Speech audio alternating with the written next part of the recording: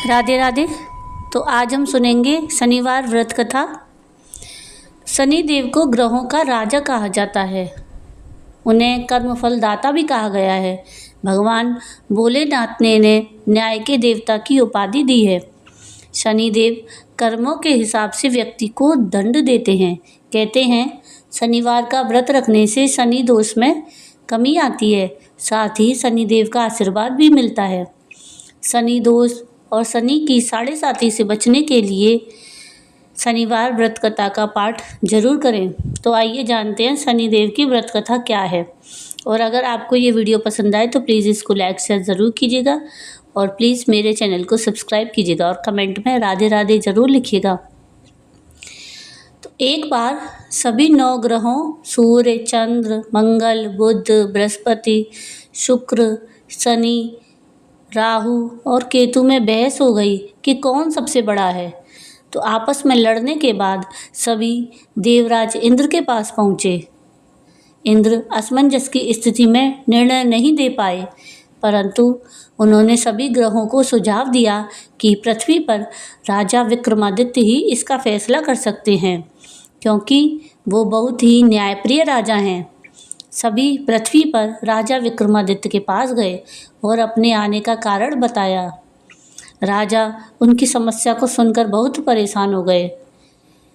उनका चिंतित होना लाजमी था, क्योंकि जिसको भी किसी से छोटा बताते तो वही गुस्सा करता। तो राजा के काफ़ी सोच विचार के बाद उन्हें एक उपाय सूझा। उन्होंने स्वर्ण, रजत, कांस्य, पीतल, सीसा, रांगा, जस्ता, अभ्रक और लौह से 9 सिंहासन का निर्माण करवाया। उन्हें उपयुक्त क्रम में रख दिया। अब सबसे निवेदन किया कि क्रमानुसार सिंहासन पर आसन ग्रहण करें। शर्त रखी गई कि जो सबसे अंतिम में सिंहासन पर आसन ग्रहण करेगा वही सबसे छोटा माना जाएगा, जिसकी वजह से शनिदेव सबसे बाद में आसन प्राप्त कर सके और सबसे छोटे कहलाए।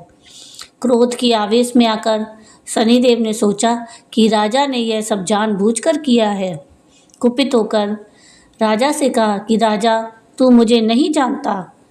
सूर्य एक राशि में 1 महीना, चंद्रमा 2.25 महीने में 2 दिन, मंगल 1.5 महीना, बृहस्पति 13 महीने, बुध और शुक्र 1-1 महीने विचरण करते हैं।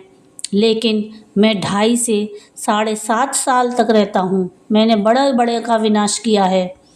श्री राम की साढ़े साती आने पर उन्हें जंगल जंगल भटकना पड़ा और रावण की साढ़े साती आने पर लंका को बंदरों की सेना से परास्त होना पड़ा। क्रोधित शनिदेव ने राजा से कहा कि अब आपको सावधान रहने की जरूरत है। इतना कहकर शनिदेव कुपित अवस्था में वहाँ से चले गए। अब समय गुजरता गया और काल चक्र का पहिया घूमते हुए राजा की साढ़े साती भी आ गई। तब शनिदेव घोड़ों का सौदागर बनकर राजा के राज्य में गए। उनके साथ अच्छे नस्ल के बहुत सारे घोड़े थे।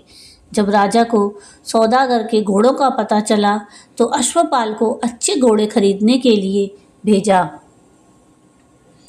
अश्वपाल ने कई अच्छे घोड़े खरीदे। इसके अलावा सौदागर ने उपहार स्वरूप एक सर्वोत्तम नस्ल के घोड़े को राजा की सवारी हेतु दिया।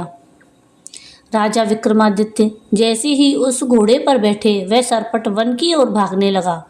जंगल के अंदर पहुंचकर वह गायब हो गया। अब राजा भूख प्यास की स्थिति में जंगल में भटकते रहे। तो अचानक उन्हें एक ग्वाला दिखाई दिया, जिसने राजा की प्यास बुझाई। तो राजा ने प्रसन्नता में उसे अपनी अंगूठी देकर नगर की तरफ चले गए। वहाँ एक सेठ की दुकान पर पहुंचकर उन्होंने जल पिया और अपना नाम वीका बताया। भाग्यवश उस दिन सेठ की खूब आमदनी हुई। सेठ खुश होकर उन्हें अपने साथ घर ले गया। सेठ के घर में खूंटी पर एक हार टंगा था, जिसको खूंटी निगल रही थी। कुछ ही देर में हार पूरी तरह से गायब हो गया। सेठ वापस आया तो हार गायब था। उसे लगा कि वीका ने ही उसे चुराया है। तो सेठ ने वीका को कोतवाल से पकड़वा दिया और दंड स्वरूप राजा उसे चोर समझकर हाथ पैर कटवा दिए।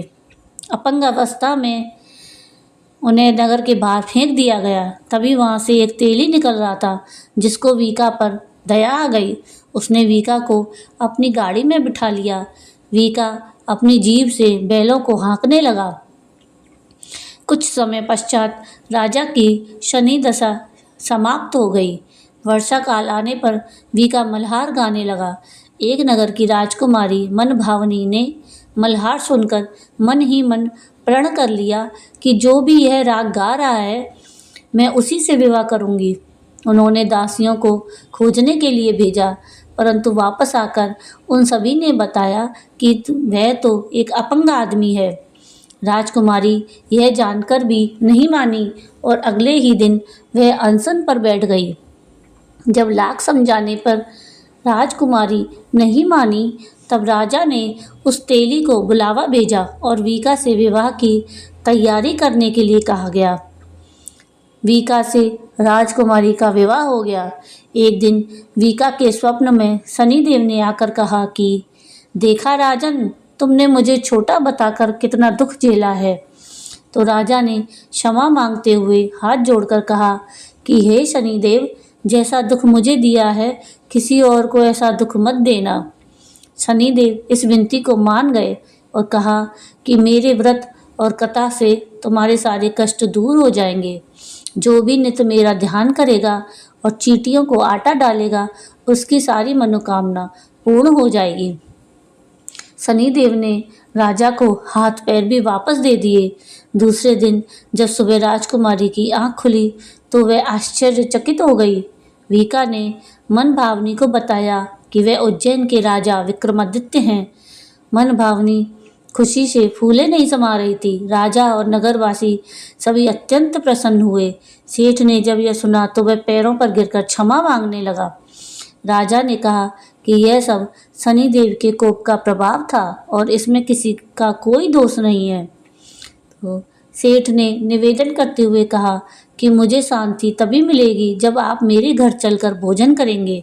सेठ ने कई प्रकार के व्यंजनों से राजा का सत्कार किया। जब राजा भोजन कर रहे थे, तभी जो खूंटी हार निकल गई थी, वही अब उसे उगल रही थी। सेठ ने अनेक मोहरें देकर राजा का धन्यवाद दिया और अपनी कन्या श्री कंवरी से पाणी ग्रहण का निवेदन किया। राजा ने सहर्ष स्वीकार कर लिया।